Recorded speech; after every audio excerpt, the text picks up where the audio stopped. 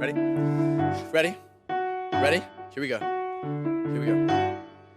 Oh shit! God damn it! No! Oh! That's my shit right there! And that's the ticket! And give me the ticket! That's what I want is tickets! Let's go! It's so good! Here we go! Here we go! What's up, everybody? Welcome back to the You Deserve a Drink podcast. To get this week's episode started, I'm going to read a short quote from Martin Heidegger's On the Way to Language from a section entitled A Dialogue on Language. It goes like this. As far as I'm able to follow what you're saying, I sense a deeply concealed kinship with our thinking, precisely because your path of thinking and its language are so wholly other.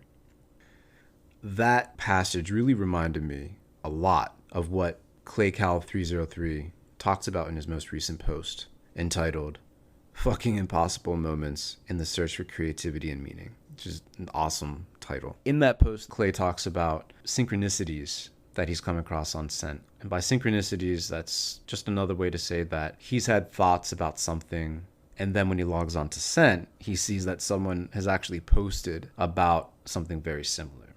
And that's it's an awesome phenomenon if you've ever come across it. And if you're on Scent, you probably have.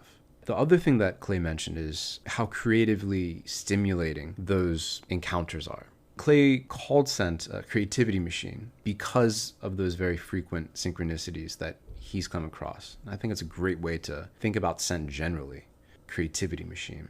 And for me, one of the most intensely creatively stimulating aspects of Scent are all these different users and their ways of thinking, their perspectives on things. We have users from over 190 different countries, different life stories, and their own unique perspective. That's super valuable. And for me, when I started posting on Scent, one of the main things I was excited about were the replies to my posts that I knew I would be able to get. In the past, I have received a ton of valuable, thought-provoking, creatively stimulating replies. But this weekend, I was really reflecting on my activity on Scent. Very active. I do post every single day. I've done that for nearly a year on Scent, nearly 2 years elsewhere, my former blog and until now. But the replies that I've been getting, I've been less active in responding to recently. And that's a function of just being super busy in life and not having all the time in the world to really focus and wade into the replies. But getting back to what Clay's talking about, and these synchronicities on Scent, I feel like I'm missing out on a lot of potential synchronicities in my own reply section. So here's me promising to really get back into engaging and wading through the replies to discover these creatively stimulating synchronicities more and more.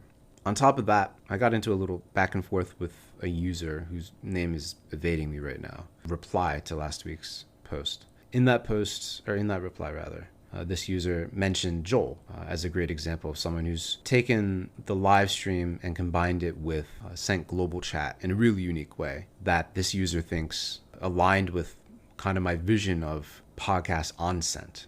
What Joel does is not strictly a podcast in the traditional sense, but it's very interactive, it's very engaging.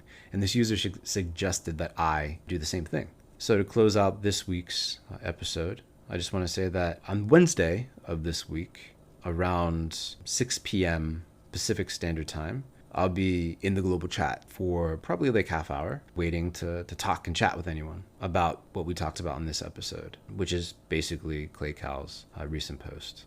So read his post, think about it, and see me in the global chat this Wednesday at 6 p.m. Pacific Standard Time. All right, that's it for this week. Get ready for the new Scent that's coming to you soon, and Scent on.